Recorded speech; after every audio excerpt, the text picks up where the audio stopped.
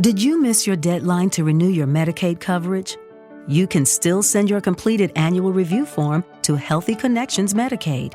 You may be assigned to another health plan, but you can ask to come back to First Choice within 60 days of renewed Medicaid eligibility. It's your family. It's your choice. First Choice is the right choice. Renew and choose us. Visit selecthealthofsc.com/renew to learn more. Okay, well, it's Wednesday and all, and it's actually pretty calm outside after that big freak storm we just had. But this be the time of the year for it. I wouldn't be surprised how many more things get rained out as we get where we need to be here. Well, with the rising of everybody coming back from lockdown and all. I hope that pace keeps going. Even though at the same time, I just hope we don't get back to that stuff where we just start acting really ridiculous. But then again, I remember what time I live in. And as for right now, to get away from that crap for a little bit, because I really can't stand what's going on in the news, let's go ahead and take a look at some stories today. And you know what? First things first. Welcome to the J-Man Show here on J360 Radio!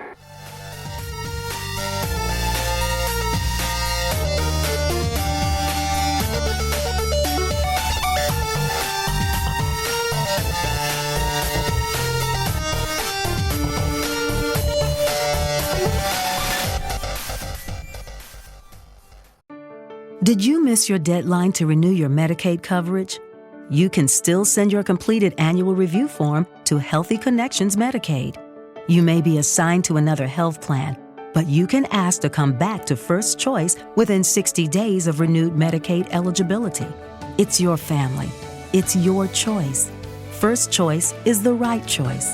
Renew and choose us. Visit selecthealthofsc.com/renew to learn more.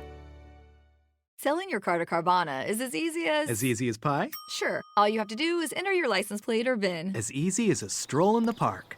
Okay, then just answer a few questions and you'll get a real offer in seconds. As easy as singing.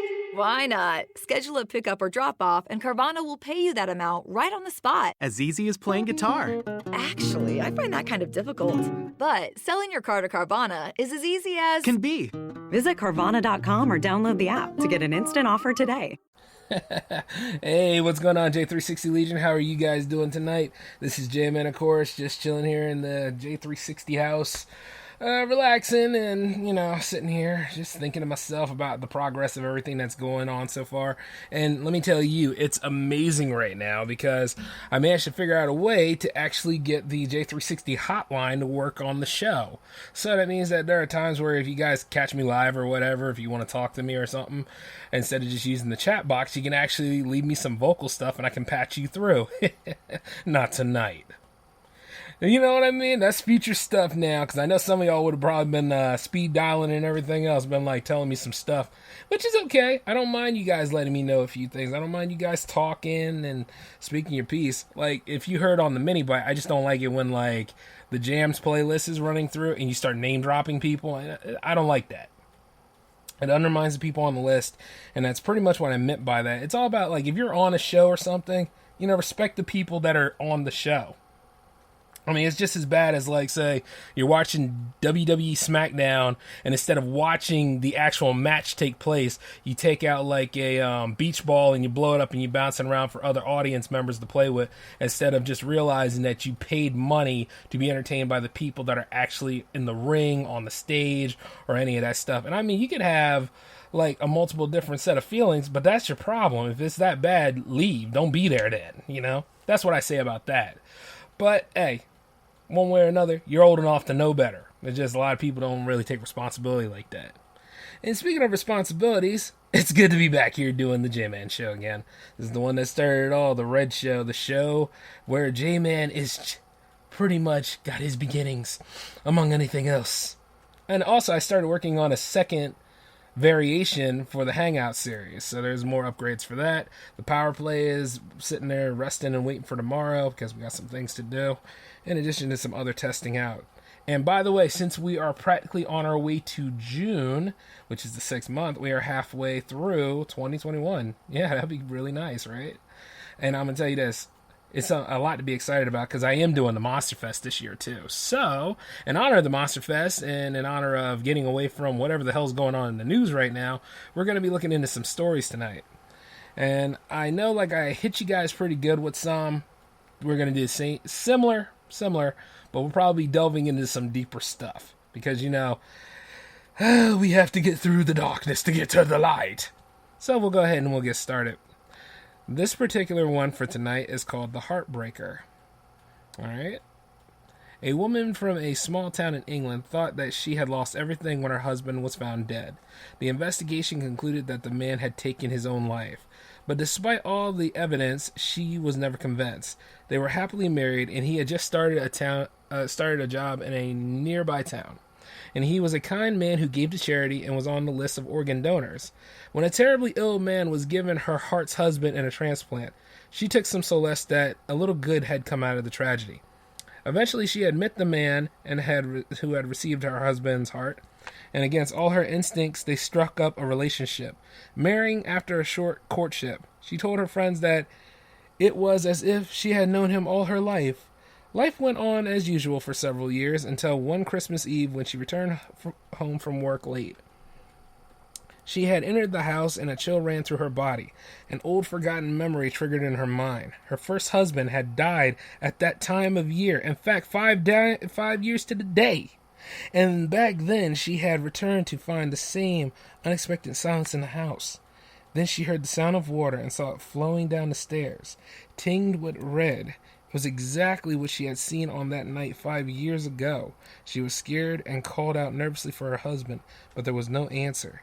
She made her way up the stairs and saw the bloody liquid seeping from the bathroom. Not again, she thought. It couldn't happen again. Wow. Isn't that something? You know, there are moments where they say, like, things tend to repeat in Xerox, especially if it's from different circumstances or if it's like, you know, say like you learned a lesson from something, it shouldn't really happen again, but it does happen again just because.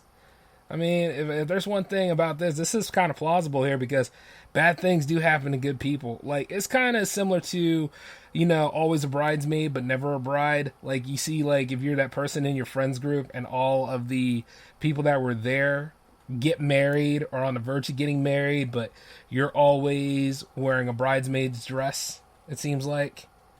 And it's weird now, you know. Not saying that those of you out there that are having a hard time will never find the one or never get into strong supporting relationships or anything. That's just deep thinking. But the thing is, it does happen with some people who feel as though they're always trapped in a loop like that. And this particular woman is trapped in a loop. that's you know, man, that really is a heartbreaker, isn't it? It's crazy stuff. But hey, like I said, keep hope alive now. Keep hope alive. You can still win this year, and the next one, and the next one after that. Just believe in yourself. Now, this next one we got coming up is called Fear of Heights. And boy, do I know about that one. I hate nosebleeds. I mean, I got to do it sometimes for my job, but doesn't mean I like it.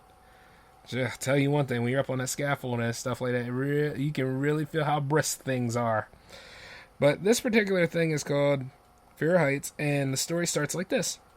In the 1930s, a terrible fire gripped a large department store in downtown Tokyo, taking several lives. Many workers were trapped in the buildings, and they scrambled onto the roof to escape the flames and await rescue by the fire services. Firemen quickly arrived and set up a net to catch people forced to jump from the roof. After the fire was extinguished, rumors spread that a group of women refused to jump. Not because of the height, but because they were wearing kimonos, which are traditionally worn by Japanese women without underwear. In conservative Japan, they were more scared of exposing themselves when they had jumped in front of the firemen than they were of the flames engulfing the building. Several of the women perished, and it is said that the story prompted a shift in Japanese fashion towards Western-style clothes. I don't know how plausible that one is, but then again, you know, they do be bare underneath them kimonos, so, I mean, what is your life value to you, you know? Like, when you take the I don't know, let's say, like, if I was in that situation, I'd spread eagle. I had to do what I had to do, you know what I mean? Jump out the window, like, really do what I got to do at that point. It's all about survival. Even as a man, you know what I mean? Like if I knew that I was bare and building was on fire and all that kind of stuff, you're all just gonna have to get a show that day. That's just all there is to it. Because homeboy is saving himself. And, of course, saving whomever else might be there. Don't worry about the nakedness and the link that is there. It's all natural. And at the end of the day, I live with it, and I like it. You know? So you just got to have to be... you're getting a show that day. Put it that way. Just letting you all know. This particular one that's coming up next is called Heavy Duty. Fire crews who were called out for an unusual job in a suburb of Orlando, Florida. Oh, boy. Were doubly shocked when they realized the scale of the task ahead of them. A morbidly obese woman weighing in the region of 50 stones had fallen out of her bed while trying to reach the kitchen. Due to her bulk, she was unable to move herself from the floor and was wedged between the bed and the wall. Horrifyingly, she told the first police officer that arrived on the scene that she thought she had landed on her toddler niece, who was playing in the room. She had been watching over the child at the time for her sister, who had spent most of her time looking over after her bedridden sibling, and had left the house to buy more food for her. The firefighters didn't know if she was crazy or lying, but they set to work on moving her as fast as possible. A giant job which meant that they had to knock down a wall and use a small crane to winch her out of the building. As they fixed the straps around her body and readied her crane, her sister returned home from the store. When she realized what was happening, she began asking where her daughter was, a question nobody dared answer until they heaved her sister off the ground and discovered another much smaller body underneath. Damn! Like, yo, that's really messed up. Now, I know some of y'all were probably laughing in the back. You know how you are. We're all supposed to be accepting of other people, regardless what and everything, but... Yeah, that end result, right? I mean, damn, like, landed right on the poor little girl. Jeez. I don't know if that's more of an urban legend or if that's more of a just freak accident. Which quite a lot of these are, I suppose. The next one we have right now is called Halloween Hell. Alright, well, since we're getting close to Halloween and all, and some of us celebrate at least 365 days a year, might as well go on ahead and get festive. Buckle up, here we go. A Japanese student who spoke little English was visiting in the United States for the first time, staying with a family in the South. He was invited to a party for his first proper American Halloween experience. Excited, he dressed as... Jesus Christ, people. Excited, he dressed as John Travolta from Saturday Night Fever and traveled to the party with his American friend. The event was in a quiet suburban area they didn't know, and they weren't sure which house the party was in. They knocked on a door covered in Halloween decorations and received no answer, but heard a noise coming from the side of the house and looked there for an entrance. Suddenly, a door opened and a middle-aged woman looked out. She seemed scared, and the boys realized that they were burglars. No. She realized that they thought they were burglars. Before the American youth could say, "We're here for the party," the woman screamed and told her husband to get his gun. He burst out of the house yelling, "Freeze!" and pointing a revolver at the boys. The Japanese boy, not knowing freeze meant don't move, tried to approach the householder to explain why they were there. Panicking, the man fired off a shot, hitting the student in the chest and killing him instantly. The shooter escaped jail on self-defense charges and later declared that he would never use a gun again. Oh, man. Well, you know, true to form, this is why, like, they have the moment where, like, when you're trick-or-treating or whatever, or Halloween stuff, usually you have, like, parties over here sign, or you have, like, lights lit to let you know. But, you know, he was also staying with a family in the South, and, you know, people in the South really are very protective of their areas, you know, especially people in the North. Like, let's just be honest. When we're really, really territorial about things... Yeah, that's true, but if you're ever going to a party or something like that, make sure you get the actual address so that you don't get lined up in situations like this, because it don't take much for any of these Karens and Chads to go ahead and get half cock about stuff, especially this day and age, man. Like, we're on the verge of actually getting out of this pandemic, but a lot of people didn't learn anything. They're going back to being really, really stupid now.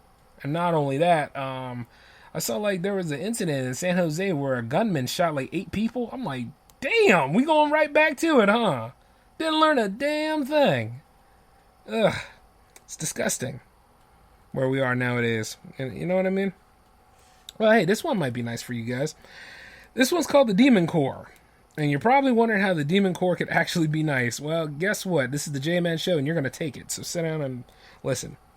A lump of plutonium was used to create the nuclear bombs deployed by the Americans in the famous Bikini Atoll nuclear test, claimed the lives of several scientists. In a spooky coincidence, both of the incidents happened on Tuesdays, both the 21st of the month.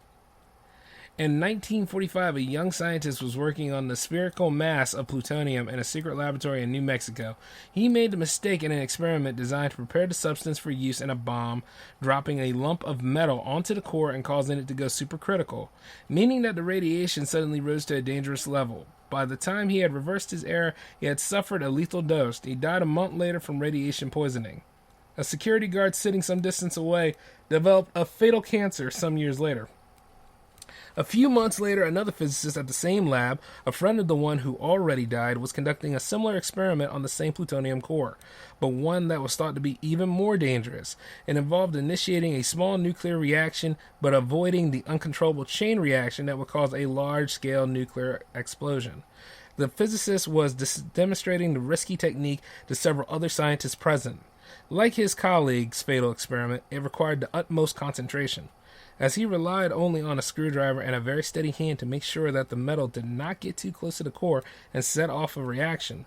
The science called it the tickling the dragon's tail. He had performed the procedure on several occasions before, often in front of observers, and was regarded as something of a daredevil. The famous physicist Enrico Fermi reportedly told him that he would be dead within a year if he continued with the dragon's tail experiment. But this time his hand slipped, and the core instantly went supercritical, emitting a blinding flash of blue light. He had managed to stop the reaction in less than a second, but by then he had already received a fatal dose of radiation, which killed him within a week. Two other scientists succumbed to the radiation-linked diseases many years later. From then on, the deadly plutonium sphere was regarded as cursed and dubbed the Demon Core. So, just be careful when you're working with plutonium. You understand what I'm saying? That's a very, very dangerous element to work with. Especially when it was a part of, it wasn't a part of Little Boy. Little Boy was the Utonium. No, Uranium. Uranium was Little Boy. Fat Man was plutonium. That's right. Little World War II there. Oh, boy. But, it's one thing, though, because those guys were running things. You know what I mean? Back in the day, like the Manhattan Project and all, scientists were, incredible. I still hold Nikola Tesla to a high regard to this day, even though, a lot of people took that whole death ray thing out of context. But I wonder what that would be like now if we were dealing with situations like that. Where somebody talks about it, and then all of a sudden they automatically assume the worst, so they go ahead and they ruin that person's time.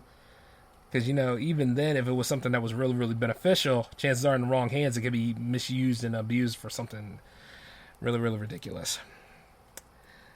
As I go about those things. Oh, boy. I hope you're okay, though. I mean, some of these things have bitter ends to them. But don't you worry. I got something on here that's a little bit more, lighthearted. And not only that, I'm a bit of an offset, so I just tidy up the end. This next one we got coming up is called Microwaved Man. Oh, boy. A man who worked on repairing a telecommunications transmitter in northern Canada was killed after standing too close to the machinery. As he attempted to keep warm during a Christmas Eve shift, it was not the first time the man had got too close to the dish. He had received a warning from officials after dodging a safety barrier and deactivating the alarms on at least one previous occasion. However, he claimed that he got so cold on his night shifts that he didn't have any choice. A company spokesman explained that the transmitter stations were not heated, as the machinery generated its own heat and needed to keep cool. Clearly, the deceased had planned his risky stunt.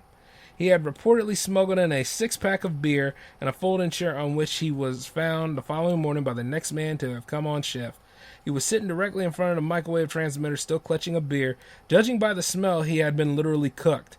It's possible that a peak in energy caused by extra communications over the Christmas holiday had contributed to his death. Yeah, that's about right. Sure enough it is. How can I talk about that? Well, it's he's out there doing his shift, and then how everybody talks during Christmas and everything. The stuff would generate enough to where he would be exposed to it. So You do know that they don't have the names for some of these people, so I'm just wondering how the situation would go down. But yeah, that sounds about right. Oh boy, let me see if I can find you guys a better one though.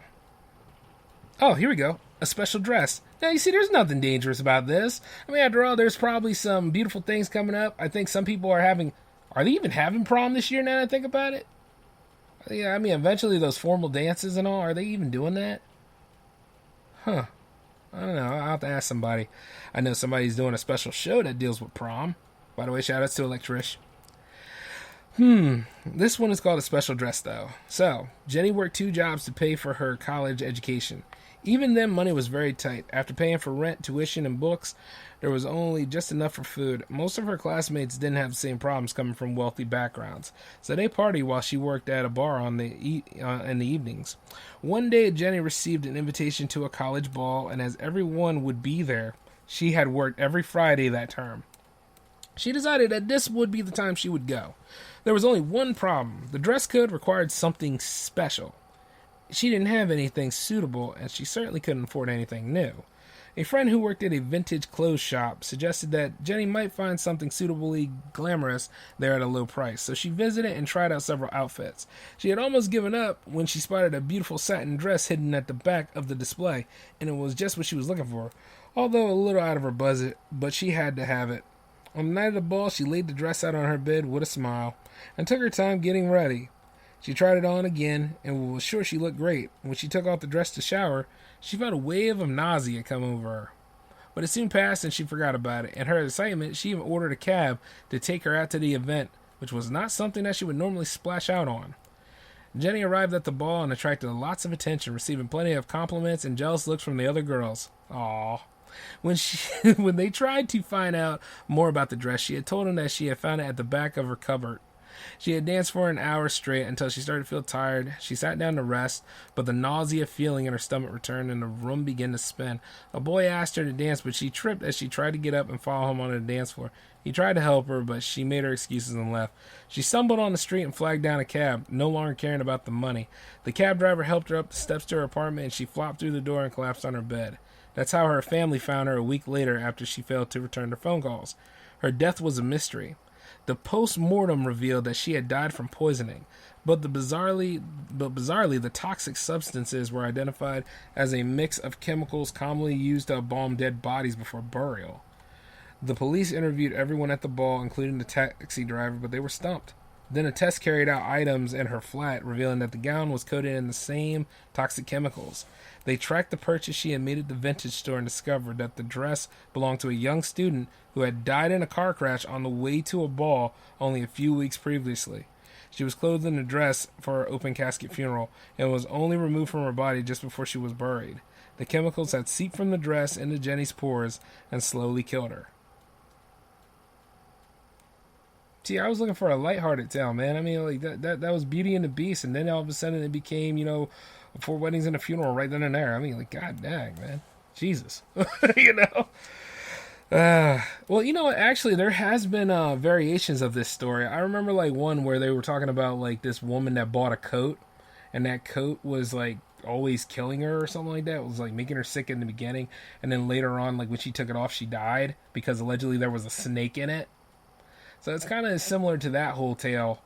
But, I wouldn't be surprised how something like that... But then again, this has been on the rack inside of a vintage store, right?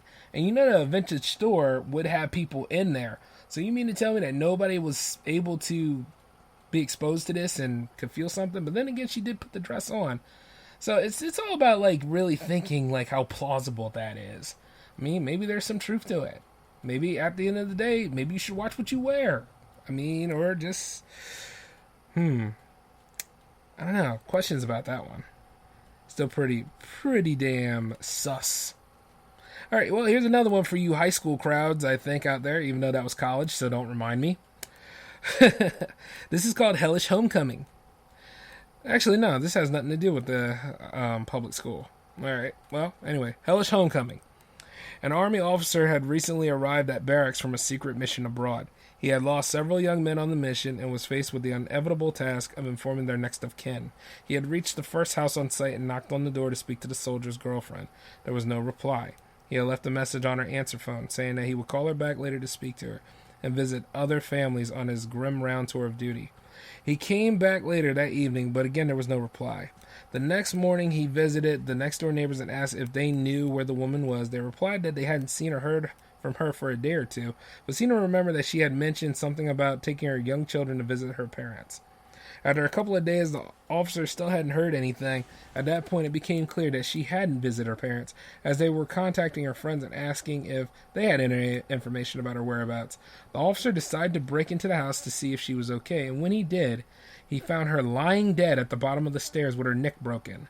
When he checked the rest of the house, to his horror, he found her young children dead in the bath.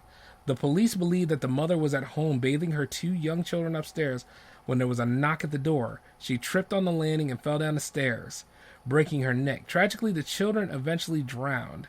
The officer never found out for certain that whether it was his knock on the door that she was running to answer.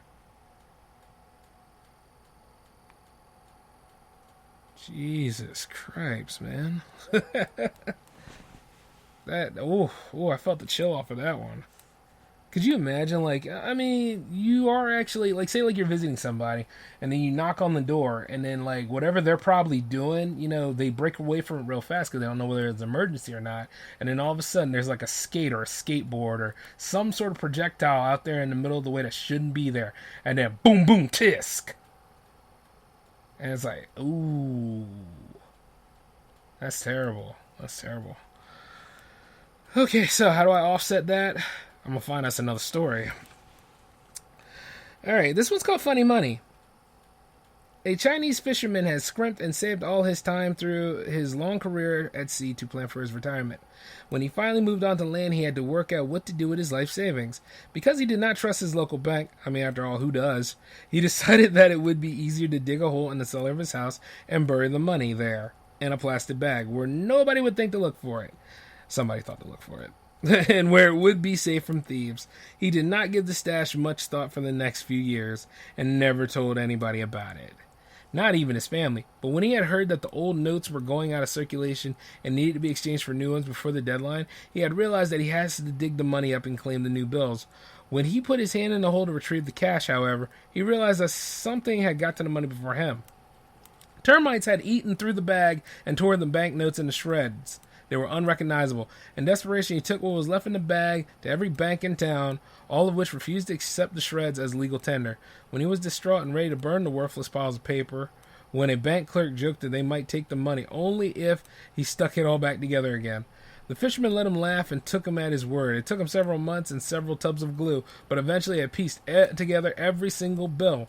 He carried the money to the bank and dumped it triumphantly in front of the same cashier, demanding that he accepted it. The cashier did not smile at this time, and he wasn't joking when he explained that the deadline for exchanging old notes had passed weeks ago.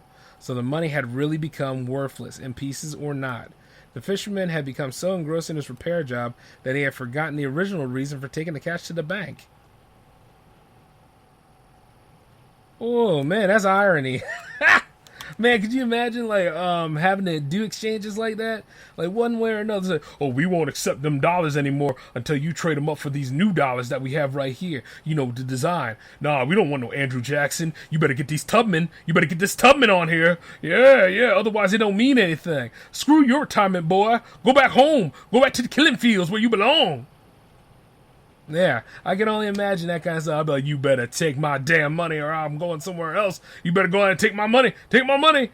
And then all of a sudden, you see me floating right back outside after I done... Well, actually, I'm not floating back outside. Let's just pay attention. There's 2 Americas. If anything, I'm going in the back of a squad car or some crap. Because at that point, I done scared the hell out of whoever the hell is behind that desk. It doesn't take much. Especially when you're 6'4" and got a mean face like I do. Well, then again, I'm pretty ruggedly handsome, but there are times where I just had that mean appearance. Now, here we go, guys. This one is called If You Can't Stand the Heat. Now, Of the world's most dangerous sports, the sport championship of sauna sitting has to be up there with the stupidest. It's exactly what it sounds like. Participants compete to outlast each other in a red-hot sauna in which the heat is constantly ratcheted up until all but one person has conceded defeat. The last individual to leave the sauna under their own steam, as it were, is declared the winner. Competitors are allowed to scrape boiling sweat from their faces, but not the rest of their body, and swimming shorts are the only clothing allowed. This sport is particularly popular in Nordic countries where saunas are a part of the natural culture. It goes without saying that the competitive sauna sitting might be dangerous. One year is seared in the memory of those who follow the sport. It was 2010 in the World Championship held in Finland and was reaching its peak. The heat had risen to an incredible 130 degrees Celsius, or gas mark 2, and eventually just 2 determined competitors were left in a sauna. The finalists were the home favorite and a previous champion, and a challenger from Russia. They had been training hard with several hot sessions per day and aerobic training, as the heart works very hard during the competition. Yeah, no kidding. The Russian began to display worrying signs of overheating, shaking uncontrollably, and the organizers literally had to pull him out of the human oven, where he collapsed covered in burns. He never regained consciousness, and the Finn was now the only man left alive, but after 7 minutes in the furnace, he was being boiled alive, the skin literally falling off of his limbs. He was helped outside, and he too collapsed. He spent weeks in the hospital recovering from severe burns and an induced coma, but he did eventually recover. Damn. To add insult to injury, his pain had not brought him glory, since both the Finnish and the Russian athletes had to be helped out of the sauna. The title was awarded to the man who finished in third place, another Finn. But after much soul-searching by the organizers following the tragedy, it was decided that the championships would never be held again. With good reason, man. You boiling yourself like that. I mean, shoot, I'm over here like feeling the heat from it. I'm not even over there. That's messed up. Matter of fact, let me move to where the central air is. Yo, I'm just saying, like, as a visual learner and all that stuff, you can easily get engrossed and sucked in, and I mean, needless to say, I don't know about y'all, but I was in the boiling pit with them. That's just, I couldn't, man.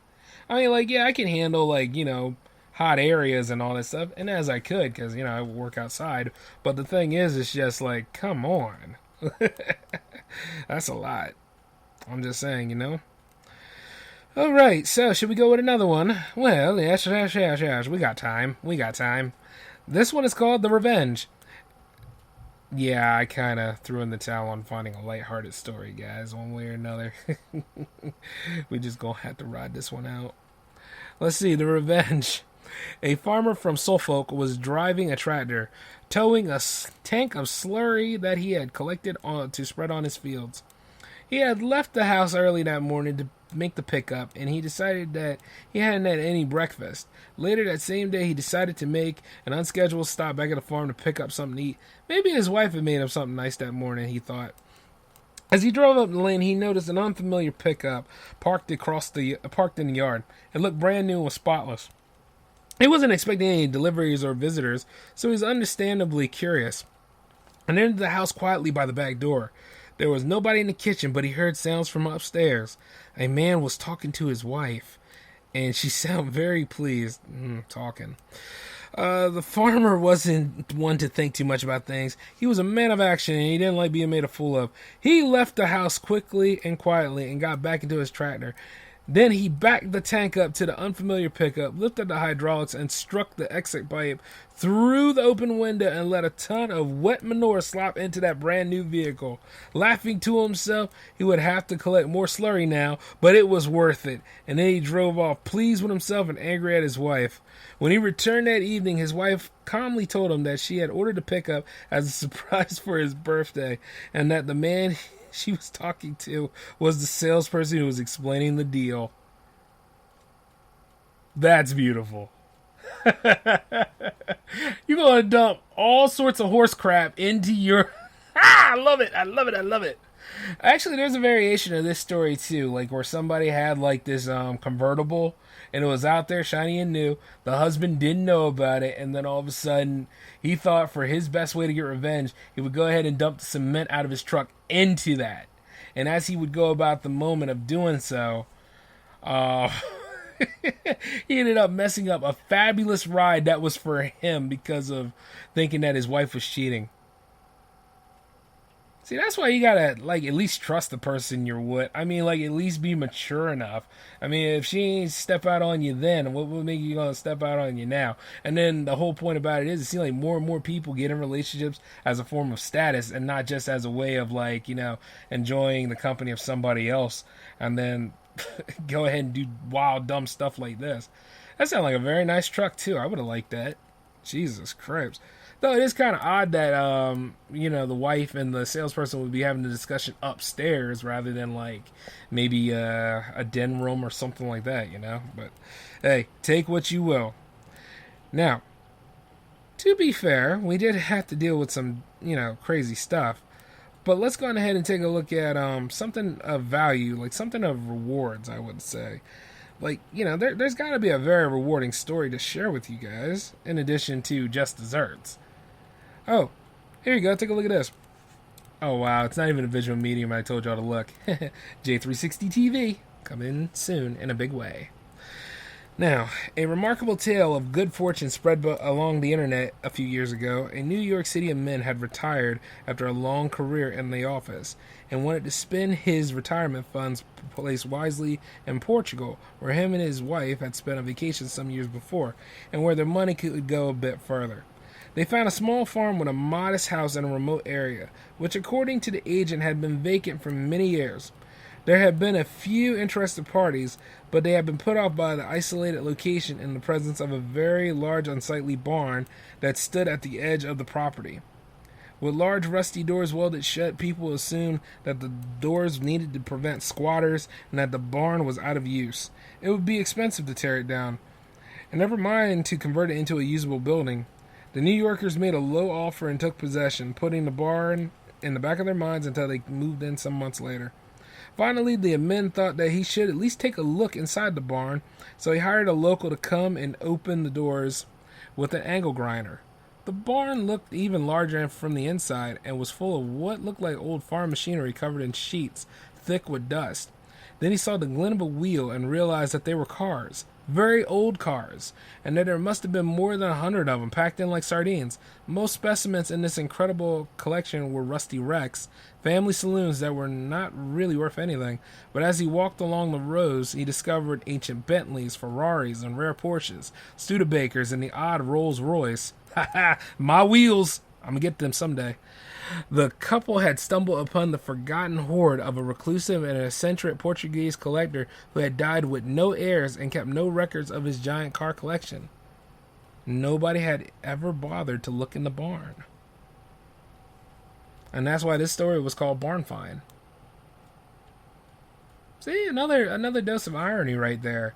So, that's just cool. So, whenever you go ahead and you buy like a local area, or actually, whenever you invest in real estate like that, you should always look at all the areas about it because there's some history there. And not only that, it could be something that's worth a mint and you could live very, very happy for a while in this economy of ours. I have that dream too. As I go about J360 and everything and, building my fortune and all, I realize that if I look and I find a box of money, that's just more armor to the plating, baby. Right then and there. Now, I'm about that life. That would be nice. Living like that. Financial freedom, if you will. Man. Sure, the grass is always greener, but it's not as green as these greenbacks. Give me a little minute, y'all. I'm busy thinking about what it's like to not listen to anybody as I go about my winnings. Them imaginary bucks. How can I take that imaginary money and turn that into real money as I get some of the gross? Look, I'm not greedy, but at the same time, I can't go back. But you see what I'm saying? Oh, man. And, at the end of the day, financial freedom is the real goal, And if I make too much, I'll give the rest to charity. As I pocket it to myself because Lord knows I am charity right now. You know what I mean? Charity is my nickname. Matter of fact, I'm being very charitable by giving to the want of self. All right, look. You guys know me. I would give to others, but I must learn to give to myself. Now, back to what I was doing. Ooh, we got room for one more. So, this one is called... I'm just trying to find a better one for you guys, because right off the bat, as I look into these... Yeah, I still got a lot to cover.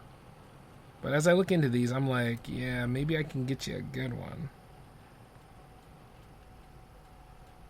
Okay, this one's called Act First, Think Later. A lot of people learn that one. A British tabloid newspaper reported the story of a court case involving a respected businessman in a northern town. The jury had learned that the man had been working hard on a big deal with a competitor for several weeks, so he had not seen his family as much as he would like. This created tensions between the man and his wife, who did not work, so he had decided to treat her with a new car, a red Mercedes. One day he returned home early from work to surprise her and take her out on an afternoon trip. As he pulled up to his house, he saw that he could not park in the driveway as normal because there was another car in the way, a brand new Mercedes, but not the one he ordered. It was the wrong color and the wrong model. He had suspected that his wife was having an affair while he was at work, and here was the proof. As the rage built up in him, he lined his car up with the Mercedes, reversed back down the road, and accelerated hard into the back of the other vehicle. Then he did it again, causing serious damage to both cars. Enraged, he stormed out towards the house, ready to confront his wife. He couldn't find anyone inside, so he took a pair of scissors to all of his wife's clothes to teach her a lesson. Then he had heard someone calling through the front door. It was his wife, sounding scared, saying that she didn't know who it was or what he wanted, but she had already called the police and they were on their way. The businessman stormed down the stairs and was ready to let a rip at her when he saw that he was standing on the lawn with their daughter, who was home from university. They had been out shopping. He discovered that there had been a mistake at the garage and the wrong Mercedes had been ordered. He had destroyed his own brand new car as the family that had deemed to own everything that the man destroyed. He didn't go to prison, escaping with a conviction for only a public order offense and severe embarrassment. Well, that's like the same thing as the one I just told you guys earlier, isn't it? Yeah, so, what is it with these businessmen and these expensive things, and then all of a sudden, going ahead and doing these kind of actions? Jesus Christ. Oh, boy. All right, one more, guys, and this will be for you. This is called Always Leave a Note. A woman had always been out shopping in her local town and was carrying up several bags up the high street on her way home. Whoever wrote this really needs a proofreader. As she stepped onto a pedestrian crossing, she got a shock when instead of stopping to let her cross the road, a large black saloon shot past her with only inches to spare. She muttered under her breath and continued on her way. At the top of the hill, she sat at the bus stop to wait for the number 44 and saw a large car trying to maneuver into a small parking space at the side of the road with some difficulty. She realized that it was the same rude driver who had almost knocked her down earlier. After successfully parking the car into the gap, a large man wearing sunglasses got out of the vehicle and asked the lady if she could keep an eye on his car while she was waiting for the bus, as he didn't trust people in that town. She was taken aback by the request, but just smiled in response. A few minutes later, the elderly driver of the SUV that was parked behind the man's car returned to his vehicle. As he started the engine and prepared to move, the woman realized that he didn't have enough room to extricate his large car from the parking space. She could see what was about to happen, but it was really none of her business. The SUV launched into the rear corner of the parked car with a terrible metallic crunch before the driver panicked and accelerated onto the road, scraping off all of the paint from one side of the car in the process. The old man got out of the SUV looking subtly sheepish, saying, "I thought there was enough space," he exclaimed to the watching woman, shaking his head. "I'll leave a note with my contact details." He went back to his car and returned with a notepad, wrote something, left a page under the windshield wiper of the damaged vehicle, and no sooner had he driven off than the other driver appeared and his face turned red with rage when he saw the damage. He asked the woman if he had seen the car that caused it, but she explained that she didn't know much about cars and that they all looked the same to her. However, she pointed out the other driver did leave a note. The angry driver ripped it off the windshield and read it out loud. "I'm only leaving this note because there's a lady watching me do it, sucker." Love it. Oh, that's it. That's the topper. Oh my God, yes. Boy, the lady was set up, man. See, people are something. Could you imagine being in a situation like this and then all of a sudden, all of a sudden you in the mix now because an incident that happened right there. Of course, the guy in the saloon deserved it, though. I mean, pulling up there, like, thinking that the road's all his and stuff. Like, you see it all the time with road hogs whenever they get checked. And it's a very, very, very fun feeling to have. Especially, like, when it's me. See, I don't have a problem. When people out there road raging and crap, I start like a real a-hole at that point.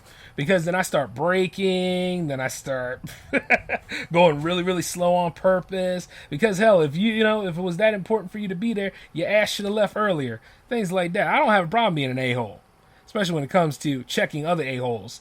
So that's just how that goes. But this is great because you knew better trying to squeeze into that lane. You ever see it like when like huge SUV or like large, like let's say Chrysler 300 cars try to fit into the compact lane? Y'all ever see that? And you know damn well that they wrong for doing this. So yeah, deserved it right then and there. All that scraping and stuff. I'd hate to see what the retail value would be, but at that point, I'm laughing anyway because Jack ass deserved it. So yeah, that's the topper right there, guys. One way or another, that's your final story for the night. I love it. I'm only leaving this note because the woman watching me suck. Oh man, and this old dude doing that too. You know who that sound like? That sound like my good friend S. Anthony Thomas doing some stuff like that. It's either him or it's Joe Moffat or it's probably that damn Rob over at the 3R show. It could be any one of them that pulls that kind of crap. And I, as I, speak about them, I do respect those guys, but I could totally see them in a situation like that. And I hope they never would, though, because people are really, really, really, really crazy nowadays. But yeah, each and every single one of these stories that I tell you, I hope that they actually are very humorous for you and they're really fun. And like, I love telling the stories to you. I know I kind of had some stumbling there for a bit because these people obviously make their first draft and they throw them out there to you. And it's like, well, at least we're getting a story. But everything has one. And it really shapes the culture. And I love, like, letting you guys know these things. We're going to do another episode like this when the Monster Fest rolls around. Because soon enough, I got to step back into the real world and talk about what's going on over there. Yeah. Other than that, though, this is the J-Man signing off. I want you guys to take it easy. And the Power Play will be happening tomorrow on J360 TV. It'll be twitch.tv/J360TV if you want to catch it live. Or, tinyurl.com/J360TV if you want to catch the post show on YouTube. But I do want to say this is all going to happen at 10 o'clock. And we're getting closer to Hangouts number 9, which I'm going to go ahead and reveal who that person is. It's BlastPass. We are going to be hanging out with BlastPass this Friday at 10. So, you got some things to look forward to, okay? All right, and once again, this is J-Man signing off. Peace.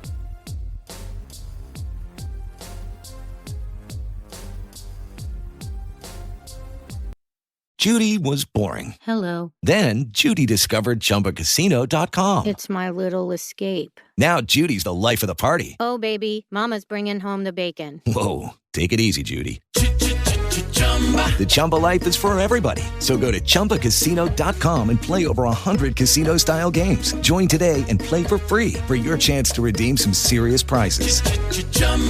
ChumbaCasino.com. No purchase necessary. Void where prohibited by law. 18+ terms and conditions apply. See website for details. With the Lucky Land Slots, you can get lucky just about anywhere. This is your captain speaking. We've got clear runway and the weather's fine, but we're just going to circle up here a while and get lucky. No, nothing like that. It's just these cash prizes add up quick. So I suggest you sit back, keep your tray table upright, and start getting lucky. Play for free at LuckyLandSlots.com. Are you feeling lucky? No purchase necessary. Void where prohibited by law. 18+ terms and conditions apply. See website for details.